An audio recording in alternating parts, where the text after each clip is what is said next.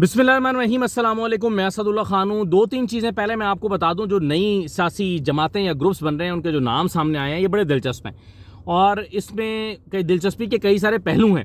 मसलन देखें, हाशिम डोगर साहब, डॉक्टर मुराद रास पे हम दो तीन दिन से बात कर रहे हैं, लेकिन इन्होंने अपने ग्रुप का नाम रखा है डेमोक्रेट्स।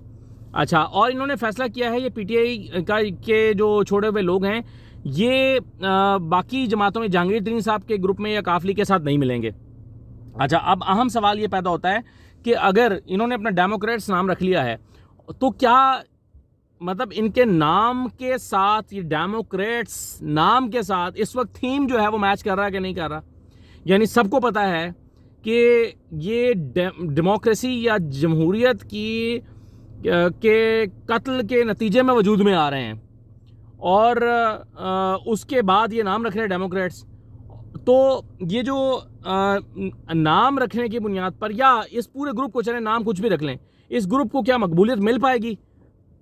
तो आप जानते हैं इसका जवाब क्या है। मुझे जवाब देने की ज़रूरत ही नहीं है कि तहरीक इंसाफ का से टूटा हुआ ये ग्रुप अगर किसी और ग्रुप में नहीं जाना चाहता, जहांगीर तरीन में, तो इसका मतलब है कि ये तभी बंदा करता है ना, किसी और के साथ नहीं जुड़ता। इसका मतलब ये होता है कि उसको खुद अपने ऊपर इतना यकीन है कि हम अपनी खुद इंडिविजुअलिटी बरकरार रख के जो है वो हम मैदान में उतरेंगे तो ज़्यादा फ़ायदा होगा। यही मकसद होता है ना। लेकिन क्या इनको वो मकबूलियत मिल पाएगी? दूसरा है कि क्या इनके साथ इलेक्टेबल्स भी आएंगे या सिर्फ पीटीआई के लोग, जो लोग हैं वही होंगे। यानी एक तो होता है कि इलेक्टेबल्स जिनकी कोई सियासी जमात नहीं होती, जो 2002 में कहीं होते हैं, 2008 में कहीं और होते हैं, 13 में कहीं और होते हैं, 18 में कहीं और आ जाते हैं, ये इलेक्टेबल्स होते हैं। लेकिन तहरीक इंसाफ में क्या उस तरह के इलेक्टेबल्स भी हैं या सिर्फ वो लोग जो तहरीक इंसाफ के साथ चले आ रहे थे और वो अलग हो जाएंगे?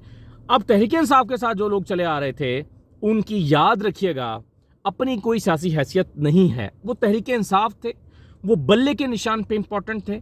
उनका बल्ले का निशान जो है वही उनका सियासी करियर था, वही उनकी की पहचान था, वही उनका तारुफ था। अब आप ये सारी चीज़ें अलग करके, क्या सवाल ये है कि क्या ये सब चीज़ें अलग करके आप जो है वो सियासत कर सकते हैं अगर आपके साथ इलेक्टेबल्स नहीं है? तो अगर आपके साथ इलेक्टेबल्स नहीं आ रहे तो मेरे ख्याल में इस ग्रुप की कोई हैसियत नहीं है और कोई हलचल ये पैदा नहीं कर सकेगा। दूसरी बात यह है कि ये जहांगीर तरीन साहब से के साथ जो है वो क्यों नहीं मिलना चाहते। इन्हें शक है। इन्हें शक ये है कि जहांगीर तरीन साहब जो हैं वो मौजूदा हालात में बिल्कुल मकबूलियत हासिल नहीं कर पाएंगे। अच्छा, अब देखें, अदम एतमाद की बात मैं बता रहा हूँ। इनको ये लगता है कि जहांगीर तरीन साहब जो हैं वो मकबूलियत हासिल नहीं कर पाएंगे और इलेक्टेबल्स को लगता है कि अगर हम इस ग्रुप के साथ जाएंगे तो हमारा कोई फ्यूचर नहीं है। तो इस वक्त एक टोटल क्योस है, एक बेचैनी है। किसी को पता नहीं है कि दूसरा क्या कर रहा है, किसी को पता नहीं है कि उधर जाने से क्या होगा, किसी को पता नहीं है कि इस ग्रुप के साथ मिलने से क्या होगा। तो ये जो हाशिम डोगर, डॉक्टर मुराद रास और ये कह रहे हैं कि दावा कर रहे हैं कि 30-35 लोग हमसे राब्ते में हैं, इनके दावे में और फिर ये डेमोक्रेट्स नाम रख के और ये कह रहे हैं कि जी हम जहांगीर तरीन ग्रुप में नहीं जाएंगे, तो बड़ी एक अजीबोगरीब सी सूरत नज़र आती है जिसका कोई मुस्तकबिल नज़र नहीं आता। दूसरा ये है कि जहांगीर तरीन साहब जो हैं उन्होंने भी दो नाम तजवीज़ किए अपनी पार्टी के लिए। एक नाम रखा गया है अवाम दोस्त पार्टी और दूसरा तजवीज़ हुआ है अवाम दोस्त पार्टी और दूसरा है पाकिस्तान इंसाफ पार्टी। अच्छा, अब इन दोनों नामों पे भी आप गौर करें। ये जो अवाम दोस्त पार्टी है, ये इसका क्या मतलब है? ये इलेक्टेबल्स का ग्रुप है। ये इलेक्टेबल्स का ग्रुप है तो अवाम दोस्त मतलब ये तो ऐसे ही है कि आप कोई भी नाम रख लें अच्छा सा। यानी आप जैसे टेस्टी पिज़्ज़ा रख लेते हैं आप, तो वो सारे ही टेस्टी होते हैं, तो ये सारे अवाम दोस्त होते हैं। तो इसमें कोई यानी ऐसी कोई साइंस नहीं है कि जो इनके कॉन्सेप्ट के साथ, यानी देखें ना, बुनियादी तौर पर तहरीक पाकिस्तान, तहरीक इंसाफ नाम रखा गया। इसका क्या मतलब था कि जी उनका पूरा मैनिफेस्टो है कि हम इंसाफ के लिए काम करना चाहते हैं। कर पाए नहीं कर पाए अलग बहस है। लेकिन अवाम दोस्त पार्टी एक ऐसा होम्योपैथिक सा नाम है जो आप कहीं पर भी उठा कर फिट कर दें तो चल जाएगा। दूसरा, पाकिस्तान इंसाफ पार्टी तजवीज़ कर रहे हैं। अच्छा, पाकिस्तान इंसाफ पार्टी का मतलब ये है कि अगेन उनके बैक ऑफ द माइंड कहीं ना कहीं ये बात मौजूद है कि हमें जो है वो पाकिस्तान तहरीक इंसाफ की जो मकबूलियत है उसको कैप्चर करना है, पीटीआई की मकबूलियत को कैप्चर करना है। ये उनका मतमा नज़र है और अभी भी सबसे बड़ा मसला इसका मतलब यही बना हुआ है कि जो पीटीआई की मकबूलियत है उसको कौन कैश कराएगा। यानी बनी बनाई जो मकबूलियत है उसको उठाकर ले जाएं। तो इसलिए दोनों नाम जो है इन्होंने ये तजवीज़ किया जहांगीर तरीन साहब ने। अच्छा चलें, ये तो मैंने थोड़ी सी बात करनी थी, लेकिन अब मैं असल बात की तरफ आता हूँ। देखें, अभी भी वफादारियाँ तब्दील करने के लिए नए हरबों का इस्तेमाल जारी है। आज अब एक ख़त लिखा गया है नायब रावलपिंडी के, कल इनफैक्ट कल लिखा गया है या आज लिखा गया है। बहरहाल नायब रावलपिंडी ने तमाम सूबों के जो महकमा एक्साइज़ हैं उनको ख़त लिखा है और कहा है कि जितने साबिक वज़रा रहे हैं, 25 के करीब जो बड़े अहम साबिक वज़रा थे जिनका ताल्लुक PTI के साथ था, मोस्टली का, ज़्यादातर का, उनके बारे में तमाम तफसीलात दी जाएँ। क्या उनके नाम कौन कौन सी गाड़ियाँ हैं, उनके का नाम कौन से घर हैं, प्लॉट्स हैं और जायदादें हैं, और ख़ास तौर पर 2018 से लेकर अब तक उन्होंने क्या जायदादें बनाई हैं। अब आप देखें 2018 से अब तक की जो जायदादें हैं वो ये जो जायदादें इन्होंने बनाई हैं ये बेसिकली 2018 से लेकर अब तक ये इस पर प्रोब करने का मतलब ये है कि आप उनको का स्क्रू टाइट करना चाहते हैं और आप कहना चाहते हैं कि जी देखें ये तो आपने इस दौरान में, जिस दौरान में वज़ीर रहे हैं उस दौरान में बनाई हैं, और ये आपने जो है वो आपके ऊपर कोई नैब केस बनेगा। तो बुनियादी तौर पर नैब को एक टूल के तौर पर इस्तेमाल करने के लिए अब एक नए हरबे इस्तेमाल करने शुरू कर दिए गए हैं, और नैब जो है वो अब इन वज़रा को की वफ़ादारियाँ ज़बरदस्ती तब्दील कराने या अपनी मर्ज़ी की राह दिखाने के लिए इनको इस्तेमाल करेगी। तो एक ज़माने में हम सुनते रहे नैब न्याजी गठजोड़, नैब न्याजी गठजोड़, तो अब ये नैब शहबाज गठजोड़ है या नैब PDM गठजोड़ है, इसको क्या नाम देंगे आप? तो बहरहाल ये है। अच्छा, दूसरा ये है कि